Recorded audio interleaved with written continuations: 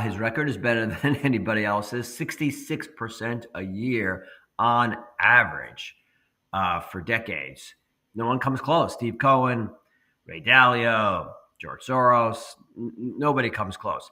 Welcome, I'm George Aliferis, your host, and in this episode we're tackling the deepest question in finance, how to solve the market, with my guest, Gregory Zuckerman, an award-winning writer at the Wall Street Journal, an author of many books, including the one that interests us particularly today, The Man Who Solved Wall Street, How Jim Simons Launched the Quant Revolution.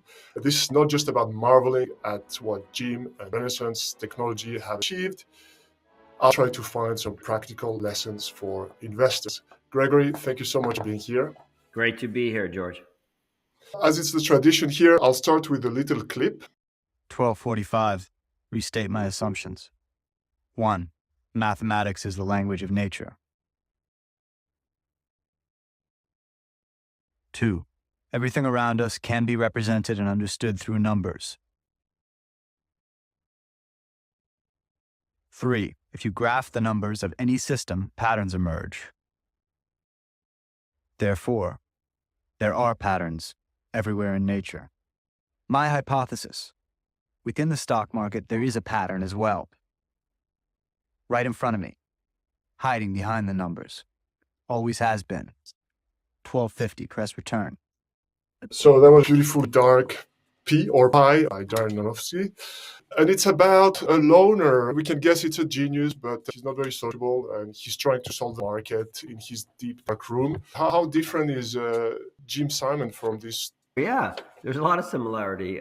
Jim Simons is a mathematician, so he believes in math. He believes in patterns. He believes that the market is run on certain laws of mathematics and patterns or relationships among investments, and he set out to discover them. And that was what I wrote about in my book. So yeah, there are a lot of similarities.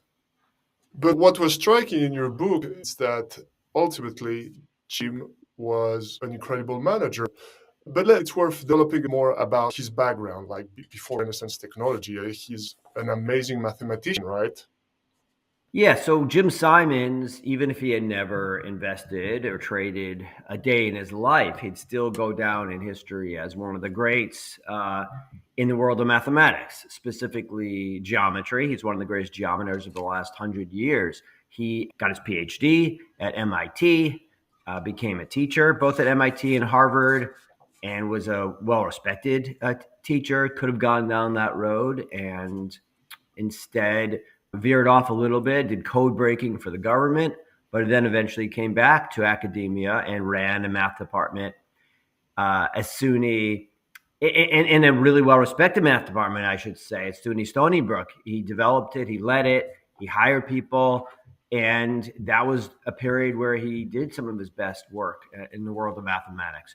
So yeah, if it was just an individual who became a mathematician, end of story, he'd still go down as one of the greats. That's what's crazy about his life. He had a lot of different careers, and he was very successful in all of them. Yeah, you talked to me about one of the greats. Would we call him the GOAT in the investing world? And if he is, so obviously outstanding mathematician, but what struck is his other qualities, what other things he brought in building Renaissance, right? It's an entrepreneurial thing, it's a managerial thing, it's a lot of other skills.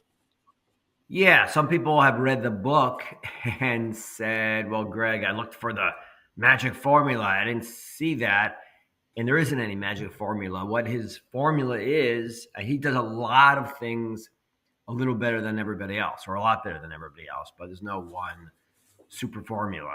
And part of what he does, as you kind of hint at, is manage people much better than everybody else. So it's funny that a quant is such a good manager, and that's sort of the what's so remarkable about Jim Simons. He can do both. He's a quant, he's a mathematician, he goes down as one of the greats, as I said, but he's also instinctively a really great manager. And the book, after I've written it, I realized the book is as much a management book as it is a trading or investing book. It's about how to find talent, how to recruit talent and how to manage talent. And that's kind of what he did. He brought in some of the best scientists and mathematicians from all over the world and got them to work together, which is a real feat in and of itself.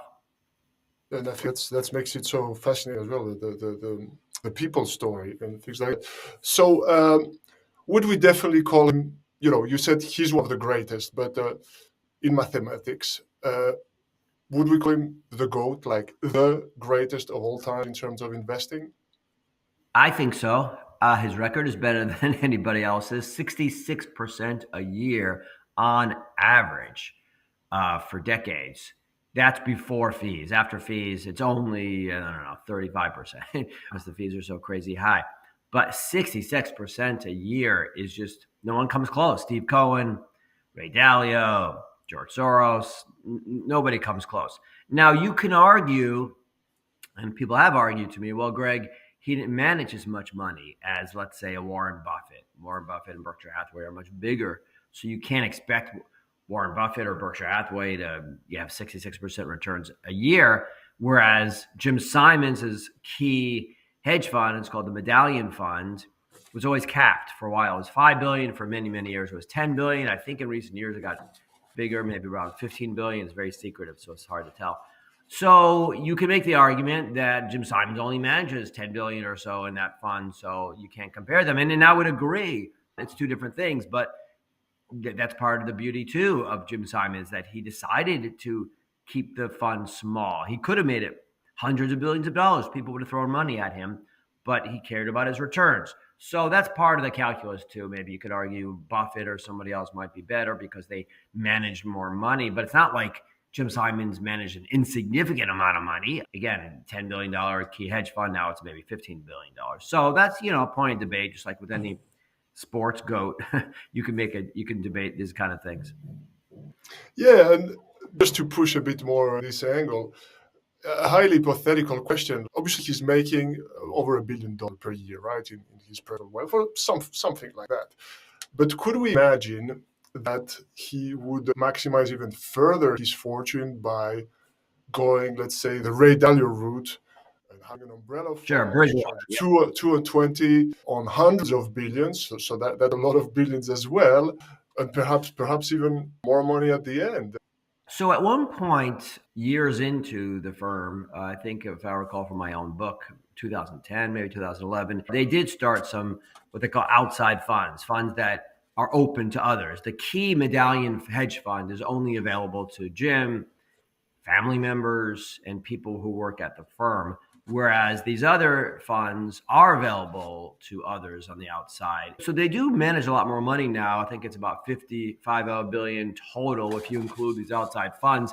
And these outside funds have done okay. Some years are good, some years are not so good.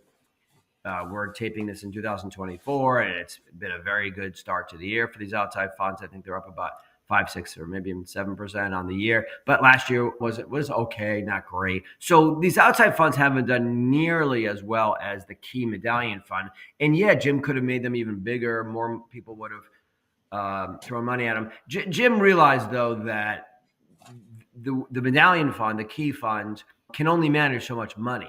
What they do is, and we should make it clear for your audience, they're not high frequency, but they're also not traditional traders. It's called medium frequency. In other words, moments to months is their holding period, or as I say internally, seconds to seasons. It's just on average, I would argue, maybe a day or two is their holding period, but it could be even shorter than that. So again, it's not high frequency where you're in and out, zipping in milliseconds, trying to get in front of investors. But there's a limit to how much he can do. He's not also making long-term bets like a Peter Lynch kind of thing. So as such, there's a limitation in terms of how much he can manage. And that's why he has reduced, he's minimized how much he will keep in the fund, he'll manage in the fund. Yeah, that's what also I found so fascinating when we're looking for a formula, the magic formula. And in fact, what we learn in the book is that, first of all, there's this self-limitation, which is very rare, I would say. The key to the enduring success to the track record, but also how, although it's a really a pure quant fund, there's been a lot of other factors at play, and the model has been evolved, intuition sometimes played. There's all that, right?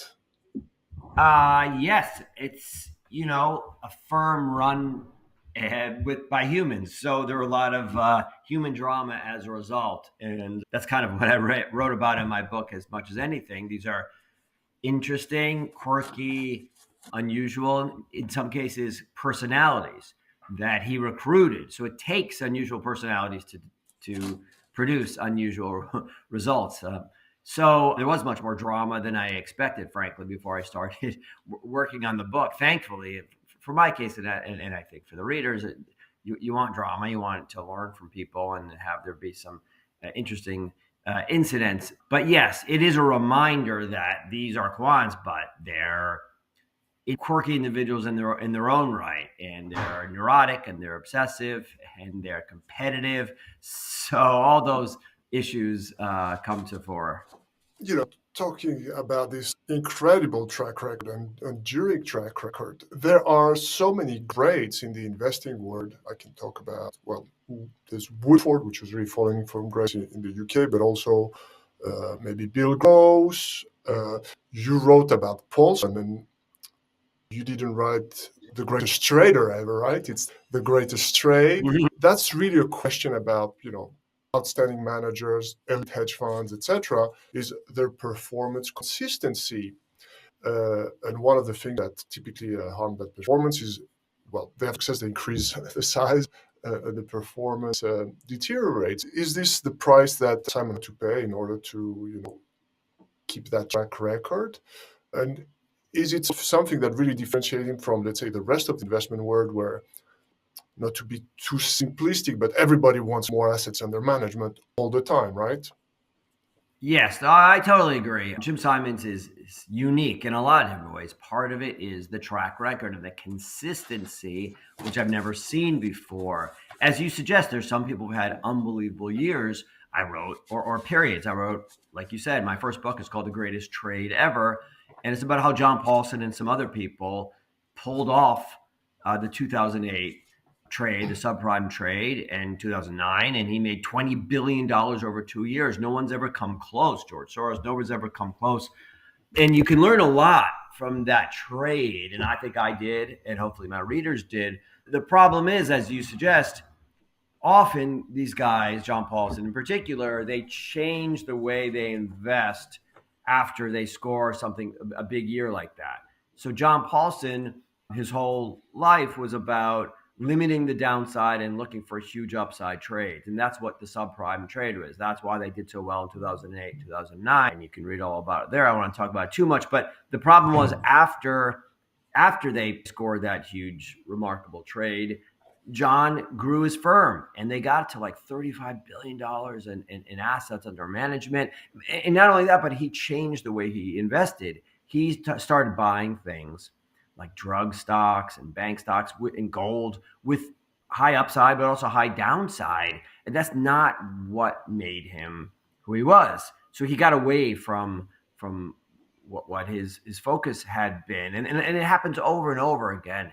It makes sense. You do really well one year, you do remarkably well one year, and investors throw money at you. And how do you say no to that? It's hard. And you only have yes men around you, or yes women. You have nobody to tell you, hey, boss, yeah, we had a great year, but I don't think we could handle so much money. No one ever tells their boss that. You get fired or whatever, demoted. So no one was around to tell John Paulson, you know what, $36 billion is probably too much to manage here. And he thought, I've got so much money, I can hire the best people now, right? I can handle all this. And geez, I just did what I did, so I'm feeling pretty good about myself. By contrast, Jim Simons handed back money every single year. So the fund was $10 billion. And when they would make 60% on that, so let's say $6 billion, he would send checks, $6 billion to his investors, which included himself, as opposed to rolling it into the fund, and then you get a management fee on that fund and keeping it big and growing it, etc. So I don't know. Yeah, he determined that their their algorithms, their signals would only produce X amount of profits and no more than that. And beyond that, they're watering it down. And to his credit, he stuck with that. Yeah, and that's where I also think there's a part of what I found fascinating is obviously we talk about the heroes, we talk about the managers, the Paulsons, the Simons, but I think isn't there as well like an organizational intelligence as opposed to just the individual intelligence, because it's never one man and and the screen, right? What I discovered there is that, well, there's so much about it. There's tweaking, and I guess the algorithm, you tell the tale of how it's evolving over time, and that's what really people focus on. Yeah. So as a writer, you focus usually on the criticisms of your work, not on the compliments. So one of the criticisms of my book, The Man Who Solved the Market, is that, well, Greg, it's not the man, it's the men, and once in a while, a woman. In other words, it was a whole team. And I write about half my book is about others. I would say only about half the book is about Jim, maybe even less. And I think that's a good critique. I could have said the man, but Jim is the fascinating individual, most fascinating. There's some other interesting ones, but yeah, it's a team effort, and frankly, it also speaks to or good fortune, meaning some of these people he hired. I mean, Jim gets credit for hiring them, but they came up with the brilliant ideas on their own without Jim's input. Sometimes Jim wasn't even around. He was doing other kinds of things. So I write about that. So yeah, it's exactly right. It's really a team effort, as any big accomplishment is. I mean, I wrote a book about science, and my last book was called A Shot to Save the World. It's about how we developed the COVID vaccines. And once again, you kind of expect it to be some genius in a laboratory, and then you see it's really just a series of different people who make incremental advances. And the same thing with Simons and Renaissance. They for years couldn't figure out how to trade equities or make money in equities, and it took a few people who came from IBM, Bob Mercer, Peter Brown, this guy David Magerman, and Magerman found a glitch in the system. One guy found a glitch in the system and went to his boss, Bob Mercer, and said, "Hey, boss, I think there's a mistake here. I think this number isn't updating. It's a static number." And his boss said, "You're right. We messed that up." So it takes a lot of individuals. I think what I'm trying to find the lessons for investors as well is, and I think very often the manager is the hero, there's a star, and it doesn't last. There's this performance consistency benefit. But again, what I see here, this organization where someone, a newcomer, can tell to the boss, "Hey, there's a mistake." He might get fired in many organizations. So, it could be a very hard conversation that will take time, etc. So I find that as well is kind of an enduring lesson from the book. So again, I find after I've written it, there are a lot of managerial and organizational lessons. And one of them is the importance of working together and having a flat organization. And that's what Renaissance is. And that's what Jim always emphasized. So Jim does get a lot of credit for that. He built that organization and the structure, and it's very flat. It's an open architecture. People know what everyone else is working on. It's crazy like that. Even junior people can see their secret sauce, as it were, their code, and work on and improve it. And everyone has an incentive to even incrementally improve. And they have one model as opposed to most firms have a million trading models. So there are a lot of lessons from just how the organization is structured, I believe. Wonderful. Now I want to move on, if you allow me, to this quant revolution and where we're at today. And I'll start by another little clip, this time for the series Billions. Quant is just another word for wild fucking guess with math. Quant is another word for systemized ordered thinking represented in an algorithmic approach to trading. I don't know if you're familiar with Billion, but two very contrasting views of quants. Yeah. So I'm a storyteller. So inherently, my instincts are to tell stories and about people and to use instinct and intuition. And from my work on this book, I've become a convert, a believer in the quant approach to life. It's not to say that you hand all decisions over to systems, but as much as you can, if you can systematize decision making, I've become a believer because of all the behavioral decisions, the behavioral mistakes. Behavioral economics has influenced me and others, and we've learned how many dumb mistakes we can make as investors, but as humans too. And frankly, all kinds of decisions in life have been systematized. So a pilot, before takes off, it's an individual making decisions, granted, but he's got a checklist, or she's got a checklist now, and surgeons too. And we're moving over. AI is going to be helping in terms of drug development and helping doctors decipher challenging diagnoses, etc. And I'm a true believer, and it's actually crazy to me that some of the biggest decisions in our lives by the presidents of the United States, let's say, and Federal Reserve, etc., are still people kind of winging it and using their intuition and judgment, trying to get it right, as opposed to systematizing it to where you can. I'm a believer in man plus machine. So doesn't mean, again, you hand everything over, but yeah, they make fewer mistakes and they don't panic. They don't get greedy as much as we do, and they don't wake up on the wrong side of the bed and have it affect them. So I have become a bigger believer in the quant approach. It's not to say that quant investors always beat individual investors. I know, but at the margin, I think they do a better job. They're cheaper, and and frankly, I blame myself to some extent because I spent a career, been at the Wall Street Journal 27 years now, and I write about home runs and strikeouts, individuals who came up with some great idea and made a fortune or lost a fortune. And there's a lot of drama with those, a lot of lessons. And there are people, and I'm writing a new book, which focuses on some of those kinds of people, Soros and Druckenmiller and Buffett and Munger and some of the classic investments. And I think they're brilliant, and there are a lot of lessons involved. But can you and I do what they do, or is it better to hand the decisions over to machines? More often than not, I have become a believer in the quant approach. I've got a few questions about where we are in quants today, but just because you mentioned this and because I watch a lot of those clips, I try to talk about quants, but what I see is that typically they talk about it a little bit, but they fail to show the quant because it's really hard to show it. It's not very visual. It's not very storytelling. So I was curious, how do you talk about quant as a writer? Yeah, George, it's a great question, and it kept me up nights. How am I going to write about a quant firm in a way that people will care about and want to read and turn the page?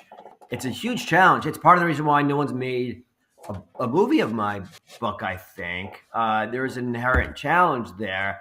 So the way I came at it is through the people, and they were much, much, much more compelling and interesting and complex than I'd expected.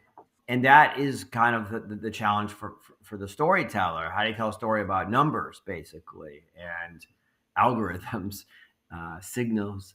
But another one of the criticisms of my book, and this is one that I can make, is that I focus a lot on the drama within the firm, and the few times when Jim Simons and others put the machines on pause and step in and interfere with their quantitative approach. And it did happen. It's all truthful. It's all accurate. But you come away with the impression, perhaps, that they sometimes get away from their approach and mess around with their systems. And again, it does happen, but it's very infrequent. So I wrote about the dramatic examples, the dramatic exceptions to the rule. But more often than not, and especially since Jim is not there running things day to day, and it's Peter Brown, they are true to their systems, and they let their systems trade for them, and they're doing work behind the scenes. It's just that, you don't write a book about you don't write an article about the plane that lands safely. You write about the crash, unfortunately. So I write about the drama within the firm, and it's all accurate and all was really important. compelling. They made a ton, and then they were at each other's throats and almost broke apart in two, and it's all accurate. But I also don't want people to come away the impression that they're just sometimes turning off the system and trading. That happens once in a really blue moon, kind of a black swan kind of thing. Yeah, no, I totally understand, and I think like I can't compare, but I'm trying as well to use a bit of a pop culture to explain investment fact, or take the investment facts and separate the fictional aspects. And the fact that we can follow the story is teaching us a lot about quants, even if we come for the story. So I'm really very grateful for the book, because this has been my, I've discovered this universe thanks to this. And like you said, there isn't much else. But you also started earlier by calling it medium frequency. And I'd be very interested to know a little bit about where we are in this quant revolution today, kind of what's the landscape. So in some ways, Wall Street has embraced it, and it's been a revolution. The majority of trading is automated. It's not picking up the phone and calling someone anymore. Even the bond market has changed. And there are major firms besides Renaissance, obviously, that rely on a quant approach. Two Sigma, sometimes others kind of less or more than other times, but a lot of firms rely on the quant approach. So yeah, it is dominating trading today. The question is, a lot of it is execution. So a lot of trading, in other words, the decision has been made by someone, sometimes an individual, but the actual trade is executed with a quant approach. It is the system decides when to put the trade on, where, how, what size, etc., which is great. But in terms of the decision to make the trade, it's not always done with a quant approach. Sometimes it is, sometimes not. And there's some firms that are seen as sort of quanty, like Bridgewater, which aren't really. That gets overstated to some extent. They're maybe systematized. It's not even clear. My colleague, a former colleague, Rob Copeland, wrote his own book that showed that they're not as systematized as you might think at Bridgewater. So there aren't as many firms doing what Renaissance is doing. And that's part of the reason why they've done so well in what they do, medium frequency trading.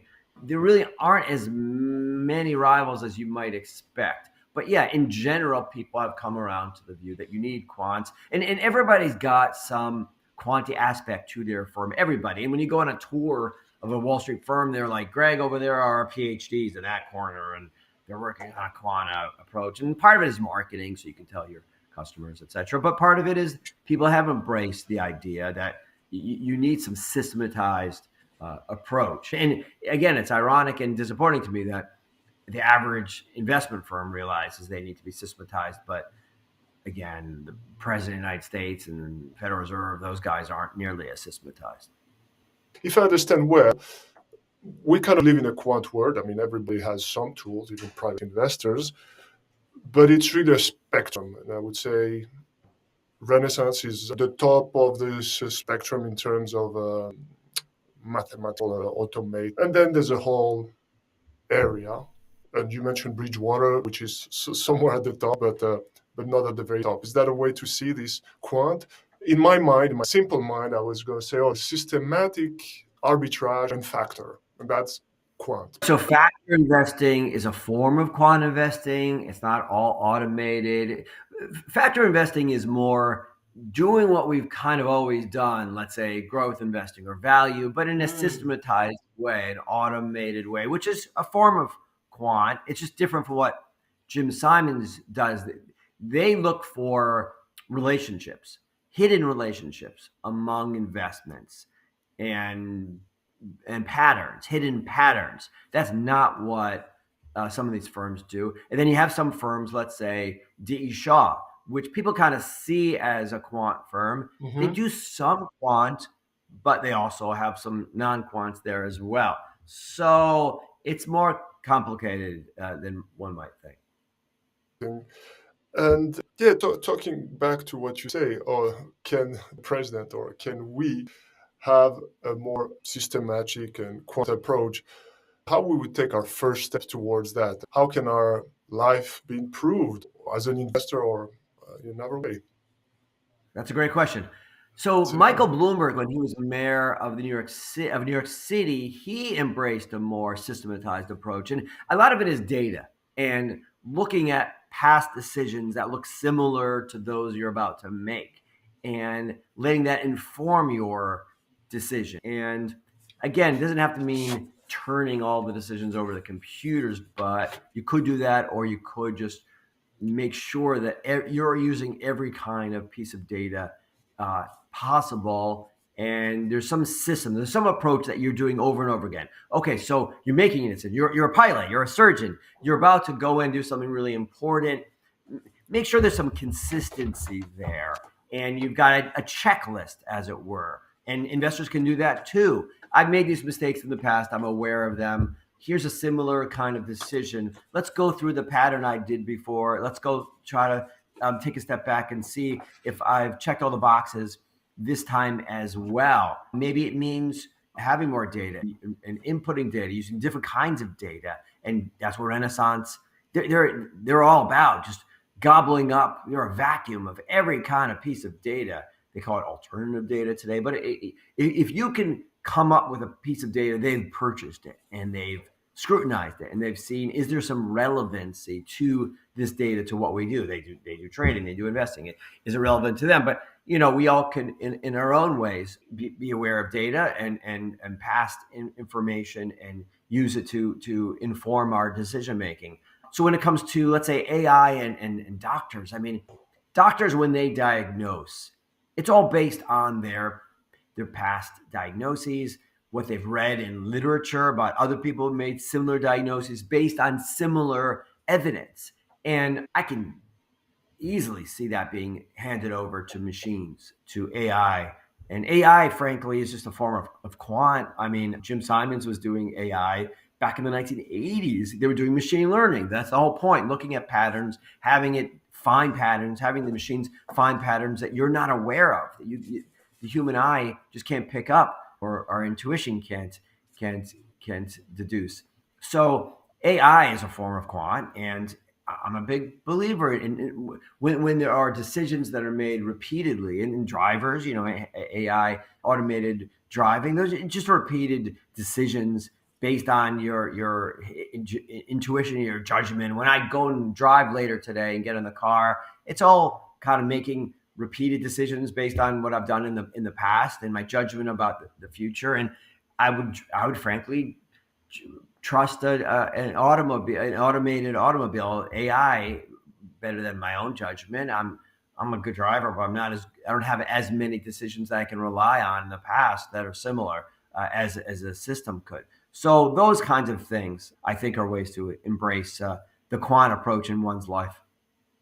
Great. That brings two last questions. The first is, as you mentioned, data, and one part of the book is how someone went on a data recovery, right? They're really trying to piece together the missing data.